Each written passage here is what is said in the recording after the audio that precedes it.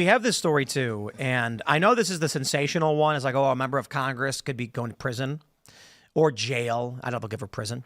But there was that bombing at the IVF center. Yeah. And that was a leftist. Yeah. It was, you know, and Antinatalist. and I'm going to say leftist because people on the right are all about babies and lots of babies. I mean, as soon as people heard that it was an IVF place, the knee-jerk reaction was, oh, they're bombing it because it's an abortion. It's related to abortion, blah, blah, blah. No, because people pro-lifers oppose IVF. No, what I'm saying is yeah, well, so they were saying, oh, it's pro-lifers, blah, blah, blah, that are about it. But as the story developed, people found out, you know, it's someone that is against having more people, which is, you know, nihilistic purely left. The issue with IVF is that it creates embryos and then destroys them. Yeah. So, I oppose IVF, and I wouldn't go after embryos if I oppose it. It doesn't make any sense. It was a leftist incel. Why do you oppose IVF? Because they have all these, they make a ton of embryos that are frozen and kept in a thing. And then it's like, what do you do with those? I don't know if they destroy them or when they destroy them. I think it might be an individual thing on what you want to pay for. We have this member of Congress, and that's big news. But then we had this guy, he's an antinatalist, and he's he took a terroristic action. Around the same time, Hillary Clinton was also telling people not to have babies and mocking natalism in general, saying just bring in immigrants, they'll replace the people we're not having, you know, saying women should not be like it's such a ghoul. She's insane. Deny your biology. Well, the question is, are we dealing with something unprecedented, or is this just the state of the United States? Is it normal that people go and bomb things and politicians are getting arrested? I mean, look, the late 60s and early 70s, there was, I think it was between 71 and 72, there was like 2,500 bombings in the United States. And I don't know how many people were killed, but it was significantly more volatile than it is nowadays. I think that the ability to transmit information makes people more aware of things that are going on. So if there were 2,500 bombings in a year nowadays, they would be, you know, pumped directly into your phone, and they would be, you know, spun for whatever political use that people could make of them. Particularly nowadays, if there was leftist bombings, I think that we would end up with, you know, people saying, all right, I don't care what happened. I don't care about the consequences. Bring out the jackboot thugs and stop this. I probably, you know, 100 bombings, and you'd have most normal Americans saying, militarize the police and put an end to this.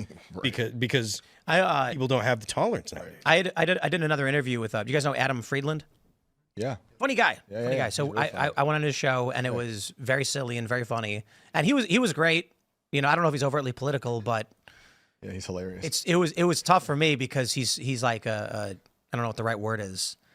Edgy. Very dry. Yeah. Yeah, and I'm like, I'm not that kind of guy, you know what I mean, sometimes, but he was a funny guy. But he was saying, you know, look, this is normal. This stuff happens all the time. We had bombings in the 60s and 70s. Why would anyone assume that this is anything different or anything crazy? A famous actor assassinated Lincoln. Like everyone knew him as an actor. Him and his brother were famous actors. And it was like, I talked to people when I was doing the book in Georgia, and they were like, everyone thinks of him as like the Tom Cruise of the day. Like, it's how popular John Wilkes Booth was. What? Wow. Of the time, yeah. Tom Cruise of that day. They used to do plays at the White House. Really? They were big. Wow. And then, you know, it's not like it's just some dude. So who right now is like the most TDS prominent A-lister? There's a few of them. Because Tom Cruise is not like that. No. Tom Cruise is the greatest living actor. He specifically said people were asking him questions about politics when he was doing because he just finished Final Reckoning.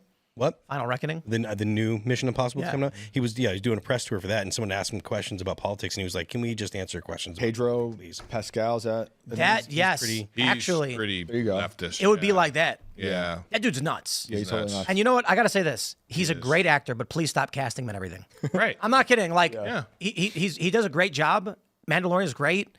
I think he does well, but not when he's literally in every single movie. Yeah.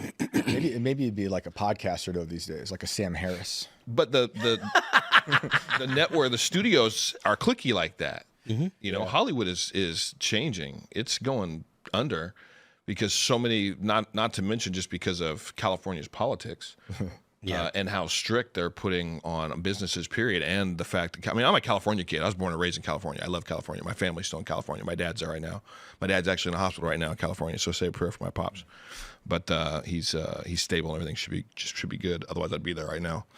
But the amount of illegals and the stupid laws, like you can crap on the street, literally, in the Bay Area, but you get a fine for using a plastic straw. Incredible. Like they created an entire department and gave people 120,000 plus a year jobs with benefits to go clean up feces off the street. Amazing. But then $1,000 fine or whatever it is, if you use a plastic straw. Like they banned plastic straws. Like the politics in California are. So a lot of the and now mix that to the wokeism in the studios. Yeah. And I've had a few Hollywood individuals on the show, and they just said their studios are leaving. Yeah. And the individuals that are not woke are going to other states and they're launching studios. Yeah, Matthew McConaughey, Nick Pizzolatto, and Woody Harrelson late last year put out a whole video how they're moving like the new Hollywood to Austin. I think to Austin, somewhere in Texas, because they're all moving out there. Tyler Perry's got his own makeshift. It's like one of the largest studios in the country in Atlanta. Look, he's like a billionaire, isn't he? Oh yeah, he's a billionaire. Oh yeah, he's done it. He's got a exact replica of the White House. Yeah. For movies. For movies. Yeah. Thanks for checking out this clip from Timcast IRL. Make sure to watch the show live Monday through Friday at 8 p.m. Subscribe to this channel, and we will see you all there.